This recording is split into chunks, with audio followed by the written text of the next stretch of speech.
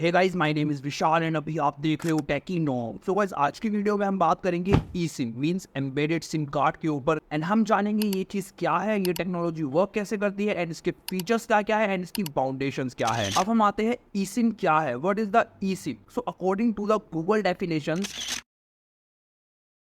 लेकिन आप इसे ऐसे समझो। अब पहले क्या होता था, पहले हम इतने बड़े सिम कार्ड यूज करते थे जिन्हें हम मिनी सिम कहते थे, फिर वो ऐसे हुए जिन्हें हम माइक्रो सिम कहने लगे एंड फिर वो ऐसे हुए जिन्हें हम नैनो सिम कहने लगे। एंड उसके बाद 2016 में रेगुलेशन आता है एंड एक नई टेक्नोलॉजी इंट्रोड्यूस करी जाती है जिसको बोला जाता है ई सिम। अब देखा जाए तो ये जो सिम कार्ड के साइज छोटे हो रहे थे, ये कभी भी कोई टेक्नोलॉजी नहीं थी। बेसिकली इसमें क्या था, इसमें बस हम सिम के उस प्लास्टिक पार्ट को हटा दे रहे थे जिसकी एक सिम कार्ड में बिल्कुल भी रिक्वायरमेंट नहीं होती है। हाँ, एक बात और, ई सिम 2016 में ही इंट्रोड्यूस हो गई थी, लेकिन इसे इंडिया में आने में थोड़ा ज्यादा टाइम लग गया। सो इससे क्या होगा, अब आपके फोन में ही ऑलरेडी एक ऐसा सॉफ्टवेयर इंस्टॉल होगा जो आपके सारे फिजिकल सिम के काम करेगा। अब हम बात करते हैं इसकी जरूरत हमें पड़ी क्यों, क्योंकि फिजिकल सिम भी अच्छा ही काम कर रही थी। अब गाइस देखो, कई सारे लोग ये बोलेंगे कि सिम कार्ड कितना ही स्पेस ले लेगी हमारे फोन के अंदर। सो गाइस, आप इसे ऐसे समझो, एक सिम कार्ड कभी भी उतना ही स्पेस नहीं लेती जितना उसका खुद का साइज होता है। एक सिम कार्ड को इंस्टॉल करने के लिए उसके अंदर के टूल्स लगते हैं, उसके लिए उसके रीडर्स लगते हैं, काफी सारे अदर कंपोनेंट्स लगते हैं जो आपके फोन में थोड़ा सा ज्यादा स्पेस ले लेते हैं।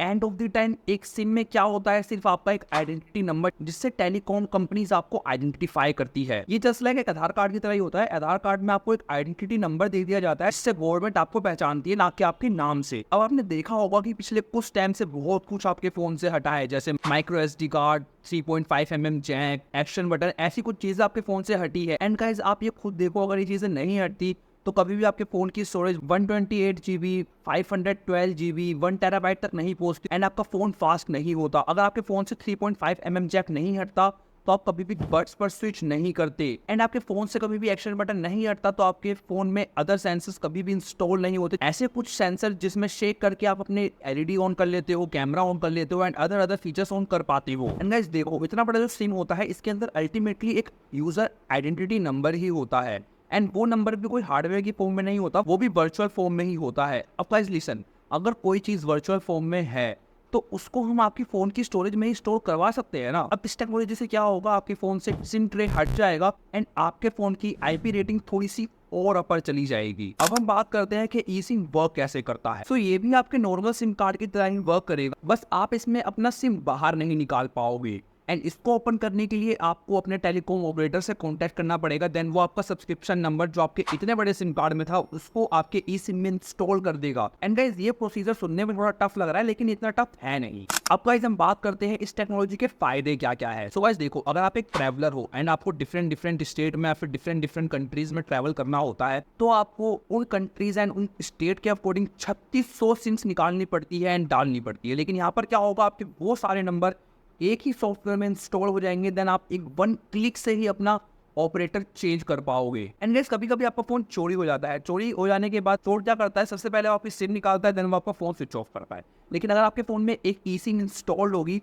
तो आपका फोन वो स्विच ऑफ करेगा, ठीक है, तब तक आपके नेटवर्क नहीं मिलेंगे। लेकिन जैसे ही वो आपका फोन स्विच ऑन करेगा किसी भी पर्पज से, तो आपका तुरंत टेलीकॉम ऑपरेटर आपकी लोकेशन फाइंड आउट कर लेगा एंड आपका फोन मिलने के थोड़े ज्यादा चांसेस बढ़ जाएंगे। हाँ, बस वो बात अलग है कि पुलिस आपकी कंप्लेंट को सीरियसली ले। And guys, bar bar SIM card को निकालने से एंड डालने से आपकी सिम एंड आपका सिम होल्डर भी घिसता है। इससे इतना फर्क नहीं पड़ता, लेकिन एक थोड़े टाइम के बाद आपकी सिम खराब होने का खतरा बना रहता है। अब गाइस देखो, आप मानो या फिर ना मानो, ई सिम आने से थोड़ा सा एनवायरनमेंट में भी फर्क पड़ेगा। एंड गाइस, ई सिम आने के बाद आपके फोन की IP रेटिंग थोड़ी सी अप भी हो जाएगी। सो ये कुछ टॉपिक तो हो गए फायदे के। अब हम बात करते हैं इसकी फाउंडेशंस क्या क्या है। सो गाइस देखो, इंडिया में तीनों ही telecom sectors eSIM services provide करवाते हैं, लेकिन अभी ये टेक्नोलॉजी इंडिया में थोड़ी सी easy to use and flexible नहीं है। सो गाइस, बस ये टेक्नोलॉजी थोड़ी सी इजी टू यूज हो जाए एंड फ्लेक्सिबल हो जाए तो मुझे नहीं लगता कि ई सिम की टेक्नोलॉजी में कोई परेशानी किसी को होने वाली है। एंड देन मुझे ये लगता है कि आने वाले 1 से 2 साल में लोग इस टेक्नोलॉजी को एक्सेप्ट कर ही लेंगे। बाकी एक चीज और है जिसको आपको एक्सेप्ट करना पड़ेगा, वो है टेक्नोम का सब्सक्राइब बटन, दोस्तों सब्सक्राइब करके जाना। एंड आपका क्या ओपिनियन है ई सिम को लेकर, मुझे नीचे कमेंट बॉक्स में बताओ। मैं फैंटास्टिक कमेंट को पिन करूंगा। तब तक के लिए बाय बाय, मिलते हैं अपनी नेक्स्ट वीडियो में।